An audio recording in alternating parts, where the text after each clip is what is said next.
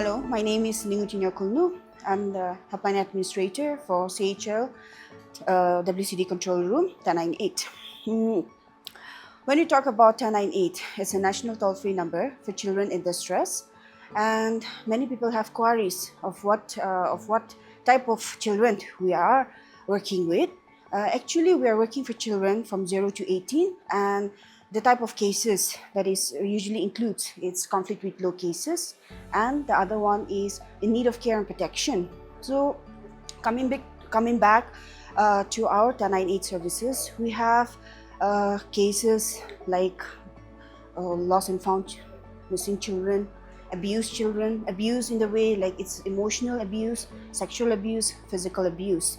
And there are a lot of other cases that we are dealing with. If you have to go on caring, if you have to go on seeing, then there is a lot of things that we have to think about at the moment. When we talk about this 1098, and especially with the new initiative that the ministry has come forward, that consuming the 1098 from the NGO and coming and setting up a control room in each state, and this is where the control room is situated in Kohima. So we have a 24/7 staff call operators operating this center, waiting for your calls in distress, for children for distress, and in that matter we are working 24/7 here. So what happens when you receive a 1098 calls in WCD?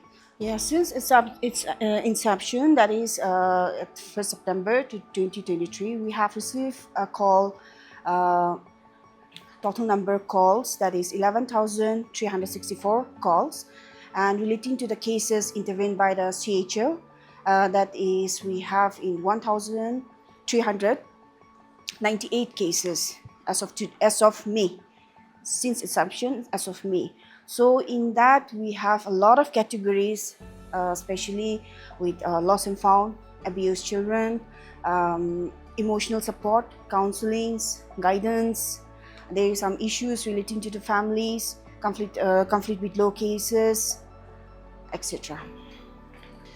For us, for the CHL, the most common case that we have and we have been receiving is lost and found and missing children. That is in the top priority because it is like a seasonal base. So we are receiving at the top, and the second, I think it will be on the abused children. Abuse, it may be a rape case, sexual abuse, or it may be a physical abuse cases. And lately, like we can see that a lot of emotional abuse is arising in our states. That is a very debatable issue. We can see that. Why? Because when we're receiving a case, when we do the background, the case history, we're collecting the histories, the district teams, they do the needful. And in that matter, one thing we are learning is that a lot of cases like we are receiving is domestic helper cases. Domestic helpers, like they are brought on the pretext of education and to help a family. So a lot of local guardians are here. It may be like which in a state, in Nagaland state like us, like Dimapur, Kohima, Mokochung, like we have cases in that matter, like domestic helper. And I think when we say that, okay, it's a domestic helper case, it's a very, we are trying to understand the scenario right now. Like just recently, there were some cases of missing children, and they were lost and found. They were found back, and then when we did the ground reality, the background reality, it summed up that they are brought under pretext of education to provide the basic necessity for the child, and all those things is happening.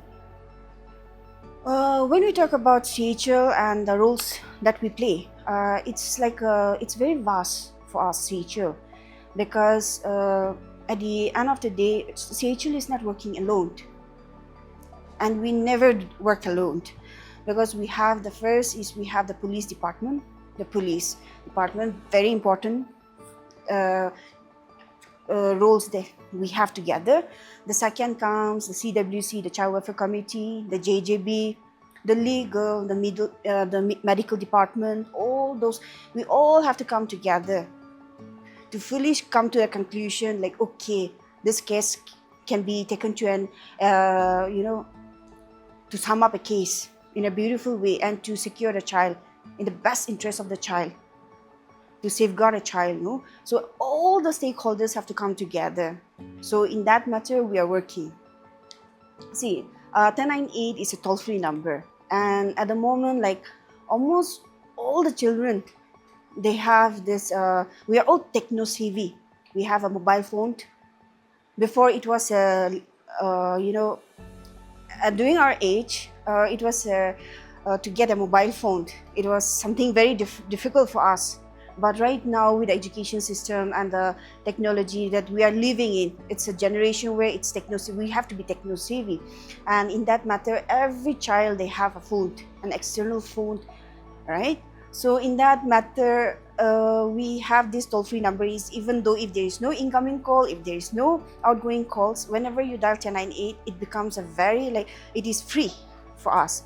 So sometimes we receive calls from children, a prank call, just to test the number 1098, is it functional or not. So it so happened we do receive a lot of calls from children. Yes, we are getting a lot of support from our nodal agency, Directorate of Social Welfare. Every now and then, this setup is a very new setup, and which is also very challenging for us to set up a 24/7 office where, like, it's working night and day, and we don't have holidays, where no holidays, no Christmas, no New Year. So the staffs are here. So they have been providing a lot of support, and even to the district teams, because we are well equipped right now. We are right now functioning in the 16th district as of today. Yes, coming back, it was just, everything is similar. It's just that the hats have been like, there are changes. There are changes in some hats, or else before, yes, we were under this non-government organization like that. It was functioning in a non-NGO based structure, and after the transaction from the ministry, we can see that before the 1098, usually it lands at Kolkata, which was our head in Northeast area. But right now, each state has their own WCD control room. So our own people operates the call. So the callers may call, and before it was a challenge. There was one challenge, a gap between the 1098 number and for the Northeast people, because they usually in the West Bengal, they speak Hindi. They don't understand, or they don't speak Nagamis. But right now we are very fluent in it's our own people.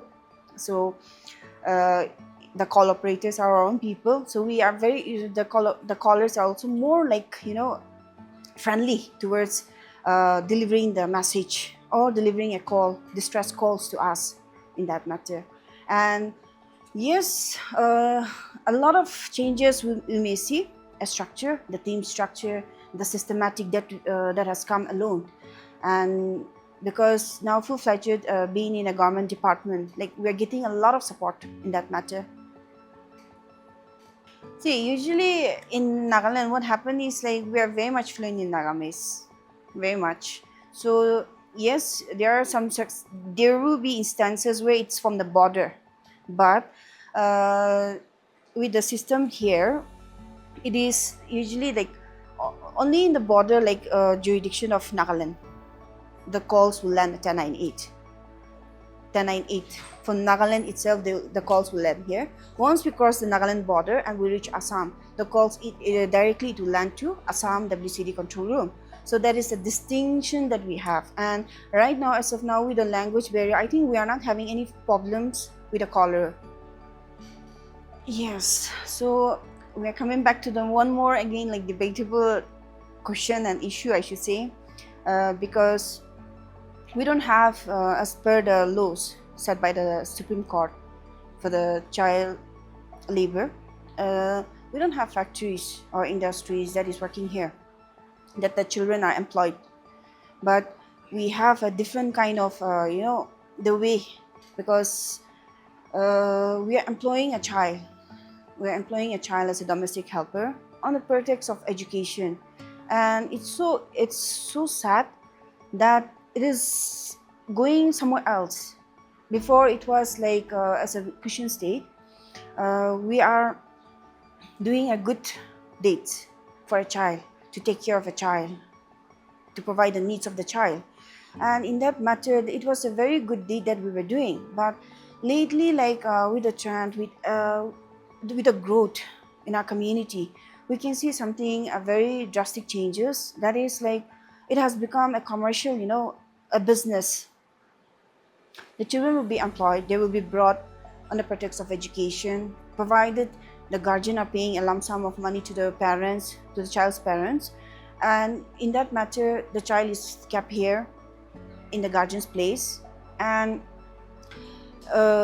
sent to a government school, which is very common as of today, very common. And in that matter, whom to blame when we receive a case? Because just recently we have few cases, handful of cases with related to that also, and so many unions, everybody has been doing their work. But I think we have to understand the situation right now, that previously it was on the good deed, but right now it has become a business. John started with a business, no, like give and take.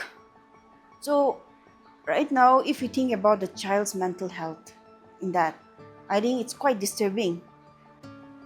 So working below for children below 14 years to employ, it's prohibited. So in that matter, bringing a child below 14 years, which is a very tender age actually, to teach a child to like get adapted to the family, to the environment, the families, right?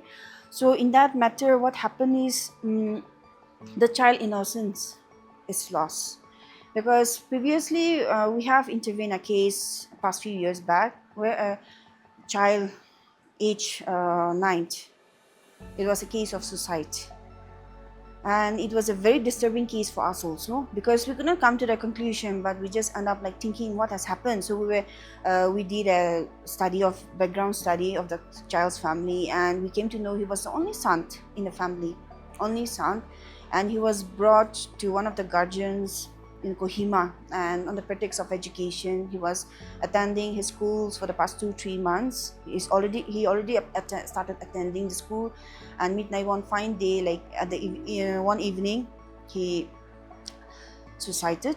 So it was a very disturbing case for us to understand what is actually happening to a child, because bringing a child on the pretext of education, and we saying that okay, we're providing the basic needs, we're providing everything, clothes, shelter, food. Yes, we are doing that.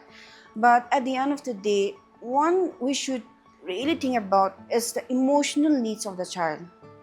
That is missing. And I think we are not able to provide that.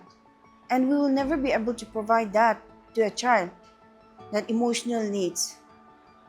And that is like a very disheartening moment, because a child doesn't know what is emotional needs, and that in that manner they don't know what to do.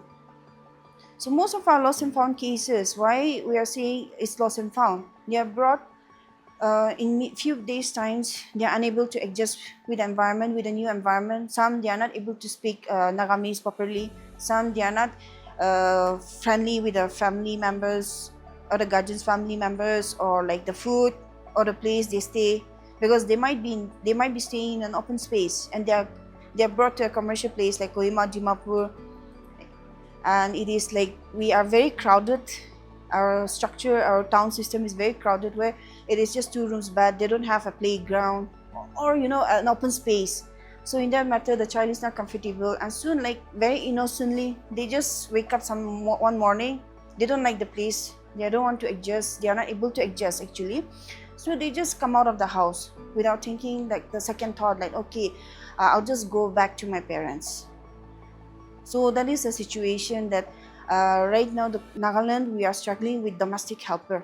So we should also understand that an emotional needs of the child is at the risk.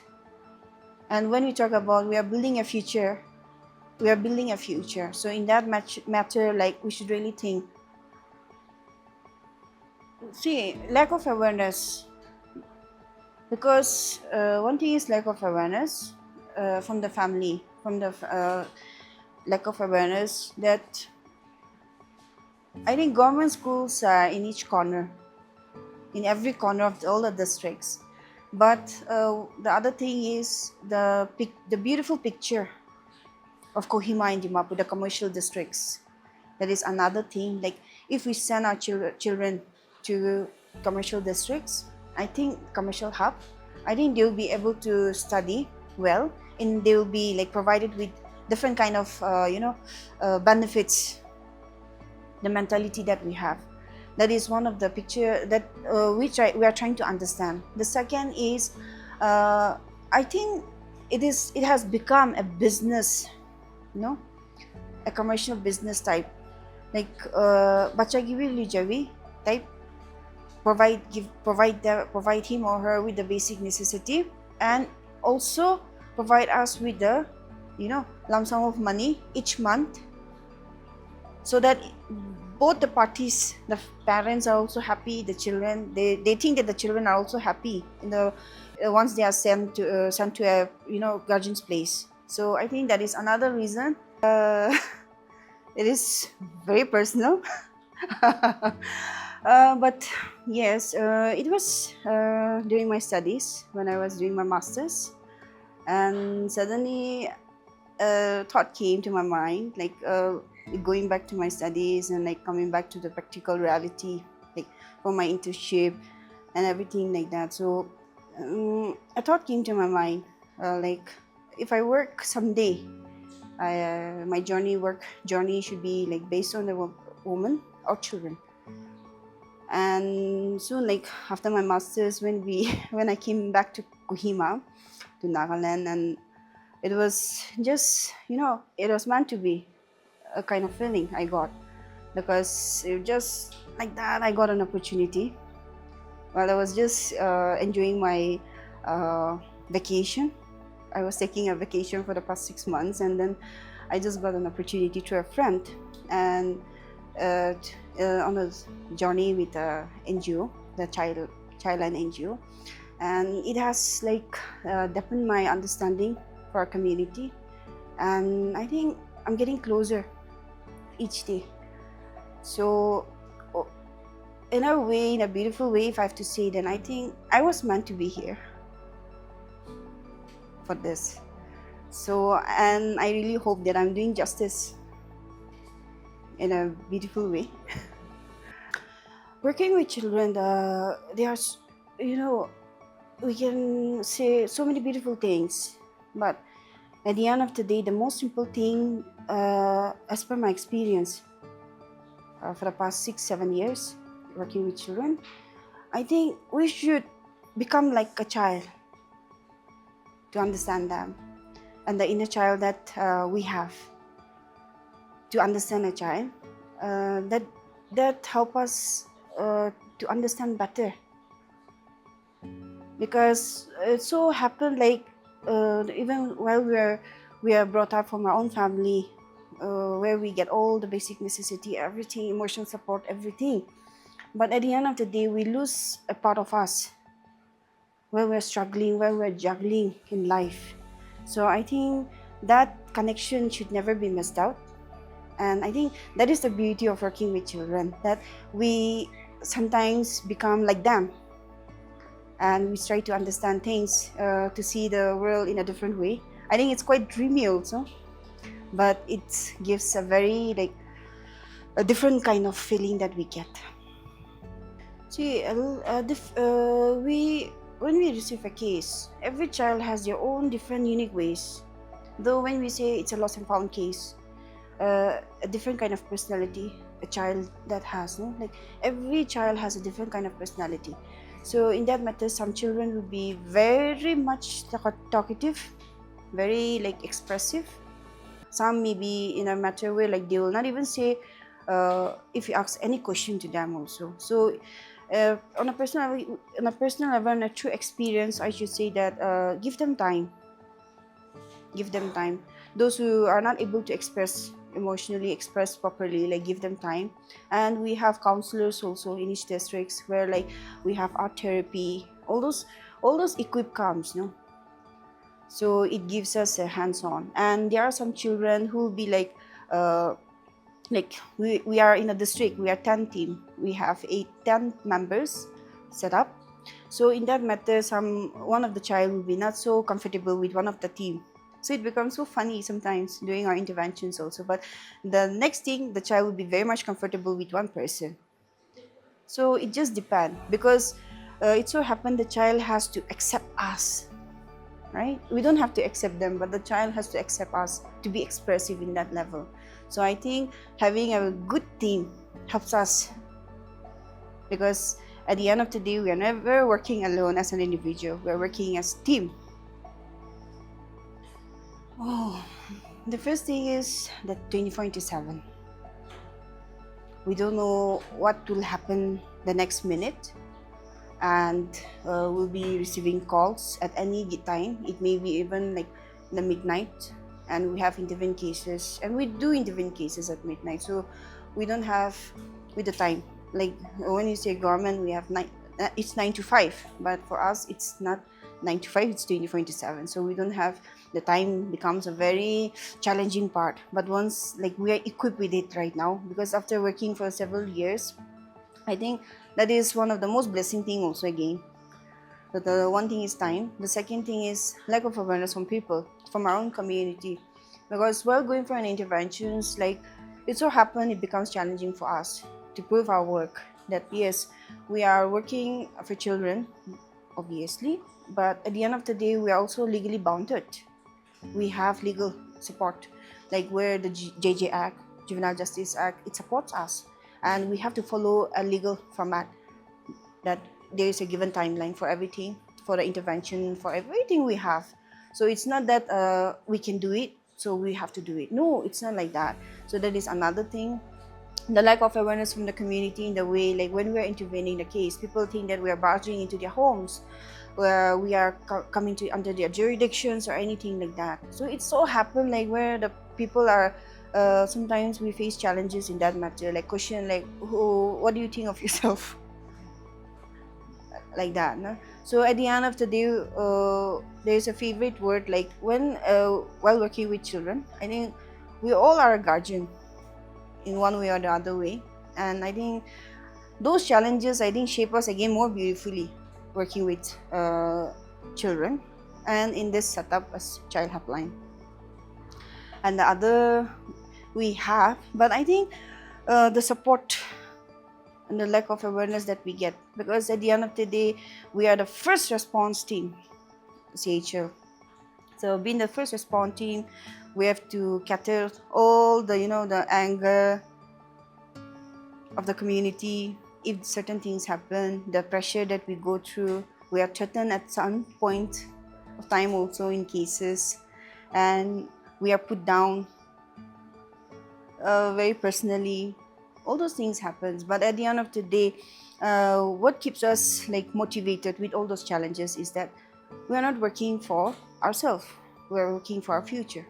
And I think it gives us a very satisfactory time, because actually we went to the spot, to the intervention, we went to the rescue, we collected the needful details of the child, and we have spoken, we have taken over the child through child welfare committee and the other stakeholders, disappears, So in that matter, seeing a child coming back and staying peacefully in a place like safe and secure, that feeling gives the motivation, automatically it comes back, and all those challenges like go secondary.